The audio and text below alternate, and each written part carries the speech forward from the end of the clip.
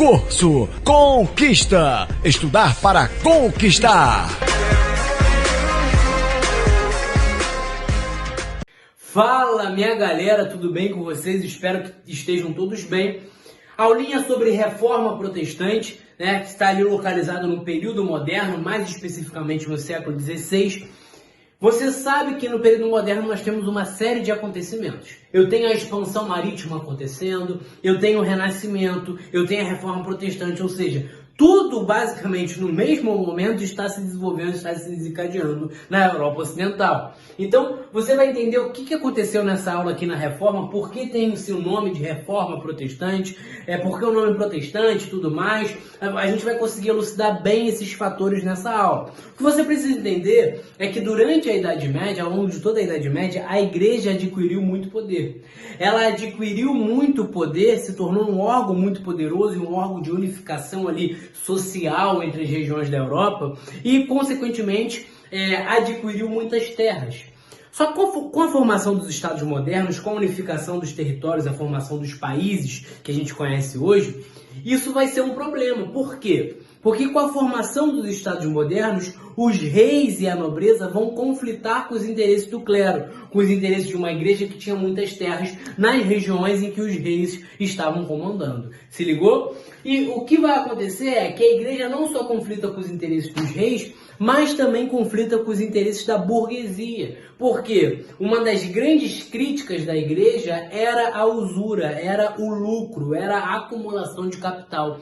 A igreja defendia a venda aí dos produtos da matéria-prima no justo preço, num valor aí, basicamente o valor que se gastava para produzi-la. Então eu não teria lucro em cima daqueles produtos que eu estava vendendo. Por isso que a igreja ela vai ter sérios conflitos durante todo o seu período aí com a burguesia. Beleza, galera? E a reforma protestante ela ocorre ali no século XVI e ela vai ser marcada por uma série de críticas que esses reformistas vão fazer à Igreja Católica e que vai gerar essa ruptura. É válido você entender que, em termos teológicos, os reformistas eles se diferenciavam muito da Igreja Católica. Porque, em termos teológicos, os reformistas, como Lutero, Calvino, acreditavam e partiam de uma concepção teológica defendida por Agostinho, né? Então era uma concepção teológica agostiniana, enquanto a Igreja Católica partia de um pressuposto teológico aí tomista. E qual é a diferença desses dois, tomistas e agostinianos? Os tomistas ali de Tomás de Aquino, né, defendido aí por toda a Igreja Católica durante todo esse período da Idade Média com a escolástica, acreditavam no livre-arbítrio, acreditavam na fé, na salvação pelas obras, e já os agostinianos acreditavam, na verdade, numa predestinação e acreditavam numa salvação pela fé. Então, esses reformistas que estão surgindo ali no século XVI se diferenciam principalmente em características teológicas. É válido a gente ressaltar que a reforma ela tem como base as reivindicações teológicas e espirituais. Não vale você pensar que tem interesses econômicos, financeiros. Não! Isso pode ser visto como consequência, mas o início, o surgimento do movimento reformista, ele é teológico e espiritual, sim. Só que aquele momento ali em que ocorre a reforma protestante no século XVI, eu não tenho o objetivo de Lutero, de Calvino, principalmente de Lutero, que é conhecido como o pai da reforma, de me separar da igreja e criar uma nova religião. O que Lutero queria? Lutero queria, na verdade, reformar internamente a Igreja Católica. Por quê? Ele, como um monge agostiniano, ele como um cara que tinha contato com as escrituras, que estudava, ele percebe que existia um lapso, uma lacuna entre o que a Igreja Católica defendia e o que a Bíblia defendia. E ele vai, inclusive, tecer algumas críticas que são meio que comuns a todos os reformistas, como, por exemplo, o nicolaísmo. O que vai ser o nicolaísmo? Se você quiser anotar aí, já bota um tracinho do lado. O nicolaísmo era muito comum naquele período que padres, né, pessoas envolvidas com clero, se dessem em casamento, casassem. Ah, professor, qual o problema? Na tua lógica, na tua concepção, problema nenhum. O único problema é que os padres eles juravam celibato. então não tinha como eu me casar, né? Então ele via muitos padres se casando e percebia que isso era distante do que os padres prometeram, que era o celibato, era se consagrar somente a Deus. Além disso, eu tenho a simonia. E o que era a simonia, pessoal? A simonia era muito comum naquela época, por ser ali, se você chegasse na Europa do século XVI, nas ruas ali de Roma, você viu os caras, eu estou vendendo aqui uma madeira. Pô, e aí, o que tem a madeira? Essa madeira é um pedaço da cruz de Cristo. Eu estou vendendo aqui uma coroa de espinhos. E daí? Que tem? Caguei, pô. Essa coroa de espinhos é a coroa que Jesus Cristo usou. Então, era venda de objetos religiosos. Ele critica isso, ele critica esse comércio. E além disso, ele também vai criticar a simonia, que era a venda de cargos religiosos. Pessoas que não eram do clero compravam e entravam para o clero. E outra coisa também é a venda de indulgências. Professor, o que é indulgências? Indulgências é o perdão. É o perdão eterno. Você comprava o perdão e você não só comprava o perdão, mas comprava pedaços de terra no céu. Vendia esse pedaço de terra no céu. Então, o que vai marcar? O que diferencia Lutero das demais pessoas que criticaram a igreja? Porque antes de Lutero, várias pessoas criticaram a igreja, como o próprio rival de Lutero, Erasmo de Roterdã, criticava diversas formas ali da liturgia da igreja católica. O que marca e o que diferencia Lutero dos demais? Calvino e por aí vai. O que diferencia é que a partir de Lutero, a gente tem uma ruptura, a gente tem uma quebra. Lutero ele vai tecer algumas críticas à igreja, e essas críticas vão ser expostas principalmente ali, né? Ele vai em Roma em 1510, quando ele chega em Roma, ele já vai ter um contato ali com uma realidade muito diferente do que ele estava acostumado, do que ele esperava ver, né? Uma luxuosidade muito grande, ele vai conflitar com isso, por conta de tudo que ele sabe, que ele aprendia na palavra. Lutero era um cara com muitos conflitos internos, era um cara que tinha muitos problemas, muitos dilemas, que não sabia como seria salvo, era um cara com a mente extremamente conturbada. Lutero era um cara extremamente perturbado, de fato. E Lutero ele desenvolve uma crença, que é a crença do servo-arbítrio. Lutero não acreditava no livre-arbítrio, justamente contrastando aí com essa lógica tomista. Lutero ele acreditava no servo-arbítrio. Ele acreditava que se o homem pudesse escolher, se ele tivesse liberdade, ele sempre escolheria o mal, ele sempre escolheria o pecado. Portanto, ele não tem o livre-arbítrio, ele tem o servo-arbítrio, ou seja, ele escolhe ser servo, ele escolhe estar debaixo da vontade de Deus. Se ligou? Só que em 1517, querendo reconstruir a Basílica de São Pedro, o Papa Leão X vai oferecer indulgências para quem investisse na igreja, para quem financiasse a reconstrução, vai ser perdoado. E aí Lutero sabe disso e fica revoltado, possesso, com raiva. E ele vai escrever as 95 teses em 1517 e vai pregar na Catedral de Wittenberg. Vai lá na catedral e prega na porta 95 teses criticando a igreja católica. Algumas delas eu coloquei aqui. Por exemplo, Lutero ele não acreditava e não defendia a infalibilidade papal. Naquele momento era muito comum se acreditar, né, até hoje, na verdade, que o Papa era infalível, que o Papa não errava. Mas Lutero vai defender que quem não erra é a Bíblia e não o Papa. A Bíblia é infalível e não o Papa. Outra coisa também é a salvação pela fé. Lutero vai criticar, defendendo que a salvação ela só poderia ser pela fé. Ela não poderia, por exemplo, ser pela venda de indulgências. Só posso ser salvo se for salvo pela fé. Não tem como ser salvo de outra maneira. Além disso, Lutero vai criticar o sacerdócio universal. O que ele, na verdade, ele defende o sacerdócio universal. Defende a salvação pela fé e não a salvação pela venda de indulgências. O que seria o sacerdócio universal? Lutero ele passa a defender que não existia mais intermediadores entre Deus e o homem. Né, que não precisava de padres, não precisava de santos para intermediar Deus e o homem, que todos nós somos sacerdotes. Se ligou? Foi? Foi ou não foi? Fala pra mim, brabo. Fala. Hã? Beleza? Então, o sacerdócio universal defendia que todos somos sacerdotes. Além disso, Lutero defendia que os cultos passassem ali na sua região da Alemanha, né, do que seria a Alemanha hoje, passassem a ser em alemão e não mais em latim, porque os cultos eram em latim, portanto as pessoas não sabiam, né?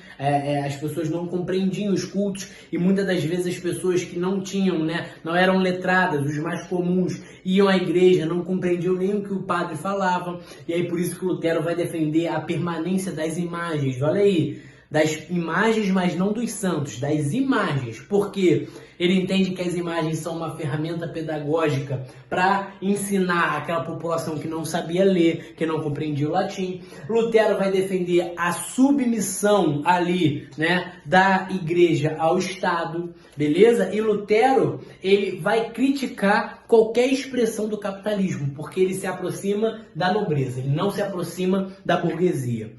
Quando o Papa sabe dessas 95 teses, ele vai criar uma bula chamada de Bula Exsurge Domine. E essa bula ele vai, né, enviar para Lutero, e que essa bula ameaçava Lutero de ser excomungado. Lutero, meu irmão, doido, alucinado como era, vai pegar essa bula, vai na praça central de sua cidade e vai queimar a bula. Alucinado, louco. Lutero era louco, gostava de uma confusão, gostava de um caô. Quando ele queima essa bula, isso em 1520, um ano depois ele vai ser convocado para a dieta de Worms, ou Worms, como você quiser falar. Nessa dieta, ele estaria em frente ali a Carlos V, né, o imperador do Sacro Império Romano Germânico, e ao lado dele, né, o Papa Leão X. E ali ele teria que negar tudo o que ele falou. Quando isso acontece, e eu me lembro como se fosse hoje, né, multidão de pessoas em volta dele, e o Papa ali, dialogando com ele, falando em latim. Só que as pessoas ao seu redor falavam em alemão. Quando o Papa fala assim, Lutero, você nega tudo o que você falou, Lutero vai responder em alemão, para que todos entendessem. Eu nego se você conseguir me provar na Bíblia que tudo o que eu falei é mentira. Irmão, o óculosinho aqui, Lutero. Oh, Lutero. Eu me lembro. Joguei camisa pro alto, girei, gritei o nome de Lutero, pô, tá maluco? Me respeita. E aí, Lutero, né, vai ser excomungado, mas não vai ser punido. Vai ser ali protegido por Frederico da Saxônia, que era um nobre alemão, e vai ser isolado em um palácio, que nem Frederico da Saxônia sabia onde era o palácio, e ali ele vai transcrever, né, vai escrever a Bíblia para o alemão. Pega dos originais e escreve para o alemão. E existe uma aproximação muito grande, portanto, de Lutero com a nobreza alemã. Porque a nobreza alemã vê a possibilidade em Lutero de surgir uma nova religião e, portanto, a partir do surgimento de uma nova religião, eu me separar da Igreja Católica e me apossar das terras na região da Alemanha, né? Ali da região que seria a Alemanha, de me apossar dessas terras que eram da Igreja Católica e tomar o poder, tomar essas terras. Ou seja, a nobreza enriqueceria ainda mais. Inclusive, existe um conflito aí de Lutero com os anabatistas, que é uma corrente também do protestantismo, uma corrente liderada por camponeses, principalmente por Thomas Müntzer, que defendia que a reforma ela tinha que acontecer de forma violenta, pegando em armas, e aí Lutero vai escrever uma carta à nobreza alemã, mandando executar todos esses anabatistas, e aí vai ser meu irmão, uma matança louca, alucinada. O que você precisa saber é que a nobreza alemã se aproxima de Lutero e vai ser convocada em 1529 para a dieta de Spira, olha aí, de Worms de novo, de Spira. E nessa dieta de Spira, a nobreza alemã, os príncipes, né, eles teriam que se submeter à igreja e confessar que adoravam a igreja. Só que esses príncipes eles não aceitam, eles protestam. É daí que surge o nome de protestantes. São os príncipes que protestam não aceitando a submissão à igreja católica. Só que só em 1555 que esse conflito entre, né, protestantes e católicos basicamente se encerra com a chamada Paz de Augsburgo. Anota aí, Paz de Augsburgo, 1555. O que essa paz determinava? Cuius regio, eius religio. Professor, o que é isso? Tá alucinado? Tá drogado? Não, calma. Cuius regio, eius religio. Cada região com a sua religião.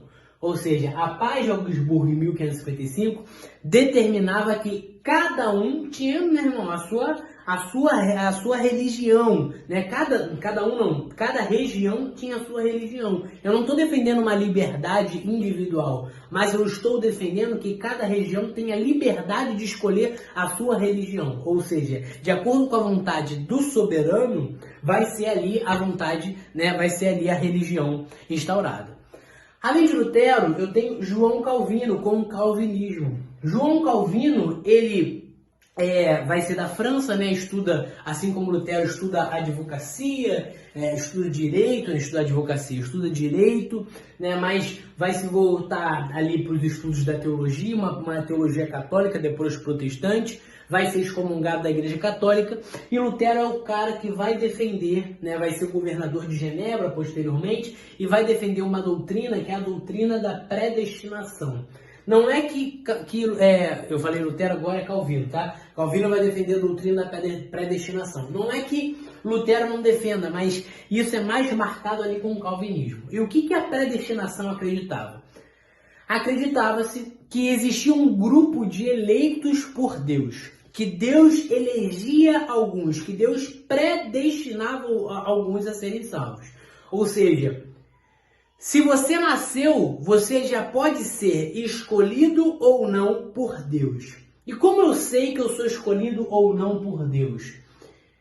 O que se apresenta como sinal da salvação, como sinal de que Deus te escolheu, são basicamente os seus frutos. O que eram os frutos para eles naquele momento? Era basicamente você ter uma vida com ordem, você trabalhar, você se dedicar à sua família, você ir aos cultos, você ler a Bíblia, né? O trabalho era um grande efeito disso aí. Mas o que você precisa entender? Que a lógica teológica de Calvino, ela não acredita que se eu trabalho, eu sou salvo. Ela acredita que eu sou salvo, portanto eu trabalho. É o contrário, entendeu? Não é tipo assim, trabalhei e você é salvo. Não, sou salvo e trabalho. Ou seja, eu só trabalho por consequência de ser salvo. Se ligou? Consequentemente, uma grande camada, uma grande parcela aí da sociedade que não compactuava com a Igreja Católica vai se aproximar de Calvino, com a burguesia. A burguesia se aproxima de Calvino porque Calvino defende o lucro. Calvino vê no lucro uma possibilidade de salvação, de sinal de salvação. Ou seja, sou salvo, portanto lucro. Então, existe uma aproximação muito grande com a burguesia, diferente de Lutero. Lutero critica o lucro, critica o capitalismo, o surgimento ali do que a gente poderia chamar de capitalismo. Principalmente por quê? Porque eu falei para você que ele está se aproximando da nobreza. Ou seja, a nobreza ainda tem todos aqueles conceitos feudais se afastando de uma burguesia. Quem se aproxima da burguesia é esse cara aqui. É esse cara aqui que se aproxima da burguesia e que vai fazer com que o protestantismo se espalhe e se expanda por toda a Europa Ocidental.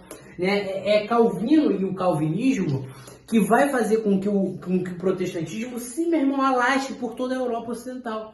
Eu tenho ali John Knox, né? E aí o calvinismo, ele surge como calvinismo ali de João Calvino, mas ele vai ganhando novas interpretações, novas visões de acordo com a sua região. No caso da França, os calvinistas são os huguenotes. Eu tenho os presbiterianos, como por exemplo ali lidos, né, por John Knox, reinterpretando ali o calvinismo. Eu tenho também o puritanismo, que era uma espécie de calvinismo na Inglaterra. Então o calvinismo é o grande responsável pela essa expansão do protestantismo pela Europa Ocidental. Beleza, galera? Então espero que vocês tenham entendido essa aula. Se você quiser tirar o print ayzinho do quadro, vai, moleque, tira o print. Show? Continuamos com o anglicanismo e contra-reforma. Tamo junto, um abraço. Continuando no tema de anglicanismo, uma das outras correntes, além do luteranismo, além do calvinismo que eu falei com vocês, a gente tem o anglicanismo que se localiza ali na Inglaterra. O anglicanismo ele vai ser um pouco diferente das demais correntes, principalmente do luteranismo e do calvinismo. Por quê? Porque o anglicanismo é uma corrente da reforma protestante muito mais política do que simplesmente teológica ou religiosa. O rei Henrique VIII da Inglaterra, ele, né, era um cara meio safado, né, um cara meio... não aceitava muito Catarina de Aragão e queria se casar com outra mulher, com Ana Bolena. E aí Henrique VIII vai pedir permissão à igreja. Por que ele queria se casar com Ana Bolena? Primeiro porque Catarina de Aragão era da dinastia de Aragão, referente à Espanha. Ele não queria ali mais desgastes, porque a Espanha e a Inglaterra já não andavam tão bem em termos diplomáticos, em termos de relação entre os países. E além disso, porque ela não dava nenhum filho homem para ele. Então, ele vai querer se casar com Ana Bolena, ele vai chegar no Papa e falar assim: Papa, olha só, tô querendo me casar, né? Mas tô querendo me casar com outra, mas você não é casado? Né? Sim, mas tô querendo me casar com outra mulher. Com outra mulher? Com outra mulher. Mas calma aí, cara. A gente já tá fazendo cagada pra cá. Calma aí, não dá não. Não, isso aí também é chutar o balde, né? Chutação de balde. É chutar o pau da barraca. Henrique VIII Então, o que acontece é quando a igreja ela não aceita a separação, o divórcio de Henrique VIII para se casar com Ana Bolena, Henrique VIII chuta o balde. Mas mais do que isso, mais do que no interesse aí de se separar de Catarina de Aragão, Henrique VIII também tinha um grande interesse em todas as propriedades que a Igreja Católica tinha dentro da Inglaterra. Então, a partir do momento em que ele se separa da Igreja Católica, ele vai ser excomungado da Igreja Católica e tudo mais, ele não só se divorcia, como ele vai se apossar de todas as terras que eram pertencentes à Igreja Católica no território inglês. E o que ele vai assinar é o chamado Ato de Supremacia em 1534. Anota aí no teu caderno que o Ato de Supremacia de 1534, ele determinava que Henrique VIII, o rei, ele era o chefe supremo da Igreja Anglicana. Já que o chefe supremo da Igreja Católica é o Papa, a partir do momento em que eu retiro o Papa, eu não tenho mais o chefe supremo. Quem é colocado no lugar do Papa? O rei Henrique VIII. Então o anglicanismo colocava Henrique VIII como chefe supremo, e todas as pessoas que falassem que ele era um tirano, que ele estava dando um golpe, que ele não estava de acordo com a vontade de Deus, seriam punidas, seriam retiradas de suas casas e tudo mais, receberiam severas punições. E o ato de supremacia, mais do que qualquer outra coisa, dava poder e legitimidade para Henrique VIII como rei. O anglicanismo ele demora muito tempo para se consolidar na Inglaterra, né? Ele passa aí por várias transições, eu volto para o catolicismo, depois eu volto para o anglicanismo. Só que o anglicanismo, como eu falei para vocês, ele difere muito do calvinismo e luteranismo, principalmente por conta da questão religiosa, da questão teológica. A liturgia e a religião do anglicanismo, ela é muito semelhante, ela é basicamente igual ao catolicismo. O culto do anglicanismo, o culto da religião anglicana é praticamente igual. Eu não tenho críticas do anglicanismo às questões teológicas. Eu tenho crítica aí às questões políticas e essa rivalidade de Henrique VIII com o Papa, né? E esse interesse de Henrique VIII e de toda a nobreza inglesa nas terras que pertenciam ao catolicismo. É por isso que o puritanismo, quando surge na Inglaterra, ele vai surgir criticando muito o anglicanismo, acreditando que a igreja anglicana devia deixar os trapos do papado para trás, precisando de fato de uma limpeza, de uma nova reforma, de uma reforma completa, como os puritanos vão dizer. Por isso que os puritanos, inclusive os não conformistas, vão ser extremamente perseguidos pela igreja anglicana, por se oporem aí à forma de culto do anglicanismo. Então, além do anglicanismo, é preciso você saber que a igreja católica ela vai se posicionar mediante o avanço da reforma. Por quê? Como eu falei para vocês na aula, a reforma ela tem o objetivo de reformar internamente a igreja. Só que, como a Igreja Católica não aceita as críticas, o que vai acontecer é, de fato, uma separação e um avanço do protestantismo por grande parte da Europa. Consequentemente, a perda de fiéis da Igreja Católica, que antes era hegemônica naquele território europeu. A Igreja Católica se posiciona mediante isso? É óbvio, moleque, é óbvio. Como a Igreja Católica se posiciona? Primeiramente, em 1534, eu tenho aí primeiro um movimento conhecido como Contra-Reforma, ou seja, um movimento de oposição à reforma que estava se espalhando pela Europa. E eu tenho em 1534 a criação da Companhia de Jesus. Ah, professor, já ouvi falar da Companhia de Jesus? Sim, esses aí, os jesuítas, criados pelo comandante Inácio de Loyola, comandante espanhol. Então, a Companhia de Jesus ela tem uma característica aí muito militarizada. Eles de fato acreditavam que eles eram soldados de Cristo e que eles tinham um objetivo e uma obrigação de expandir a fé cristã, a fé cristã. E os jesuítas sempre muito bem articulados, inteligentes. Quer ver um exemplo? O Papa que a gente tem hoje, ele é o primeiro Papa da linhagem jesuíta. Você percebe que o Papa hoje que nós temos é um Papa extremamente inteligente, articulado, que sabe dialogar com todo mundo, que sabe se infiltrar em todos os meios, justamente por quê? Porque é de uma linhagem estratégica, é de uma linhagem que traça o que vai fazer, não faz, né, por livre e espontânea vontade. Tem tudo muito bem planejado. Então os jesuítas, a Companhia de Jesus, é criado para expandir a fé cristã e tentar aí tomar regiões que não tinham sido ainda alcançadas pela reforma protestante, pelo protestantismo. A Igreja Católica vai criar também o Tribunal do Santo Ofício, conhecido como Inquisição. E o Tribunal do Santo Ofício tinha ali o julgamento de pessoas que não estavam de acordo com a fé católica, pessoas que fugiam ali da liturgia, dos dogmas da fé católica e, consequentemente, eram vistos como hereges. Muitas das vezes essas pessoas eram queimadas na fogueira, recebiam punições, eram excomungadas e por aí vai. Então, o Tribunal do Santo Ofício ele era responsável por fiscalizar e averiguar a fé das pessoas que estavam ali na Europa, mediante esse grande crescimento da reforma protestante. E a principal marca, uma das principais marcas aí, né? Talvez não vou falar a principal, mas uma grande marca da Contra-Reforma é o Concílio de Trento, que vai ali de 43 até 65. O Concílio de Trento é uma grande reunião da Igreja Católica que basicamente vem para reafirmar os dogmas do catolicismo. Eu tenho, por exemplo, a Eucaristia sendo reafirmada, o batismo de crianças, o culto aos santos, os dogmas, a liturgia de culto, tudo vai ser reafirmado e fala assim, é nisso que a gente acredita. A Igreja Católica, portanto, reúne o Concílio de Trento para reafirmar os seus dogmas. Eu tenho também a chamada, a criação de uma lista de livros proibidos, que não eram permitidos de serem lidos pela Igreja Católica. A gente vai chamar esses livros de Index Librorium Prohibitorium. Essa lista aí de livros proibidos que muitos reformistas vão ser caçados, renascentistas, por aí vai, vão ser caçados com seus livros que não eram permitidos para a Igreja Católica. E aí a Igreja Católica vai usar várias artimanhas para impedir que as pessoas lessem esses livros.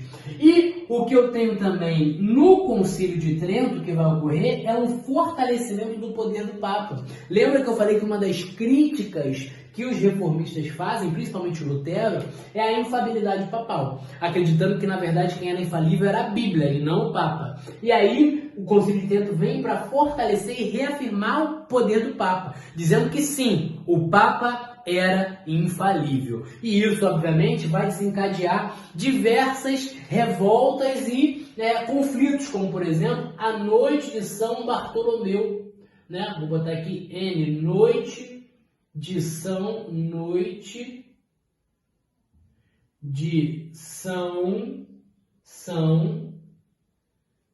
Bartolomeu. Foi 1572. Um grande conflito entre protestantes e católicos. Várias mortes aí na noite de São Bartolomeu entre protestantes e católicos. E aí eu tenho o protestantismo se irradiando, principalmente o calvinismo, se expandindo por toda a Europa, e o calvinismo que vai ganhar vários nomes e várias formas dos seus respectivos territórios. Na França vão ser os huguenotes, na Inglaterra vão ser considerados como puritanos, apesar dos puritanos terem algumas diferenças aí de acordo com a sua região. O que acontece é que, inclusive, a arte vai fazer parte desse processo de contra-reforma da Igreja Católica. Eu tenho, por exemplo, o Barroco surgindo aí como grande expressão da arte, né, das características artísticas da Igreja Católica, dando aí algumas formas, alguns jeitos aí que a Igreja Católica vai ter de peculiaridades se referentes ao barroco, como por exemplo o contraste do claro e escuro vai ser uma característica muito comum das pinturas barrocas, pinturas essas que vão estar ligadas ao processo de Contra-Reforma. Beleza, galera? Então, continuação da aula de Reforma Protestante aí. Tamo junto, moleque. Um abraço.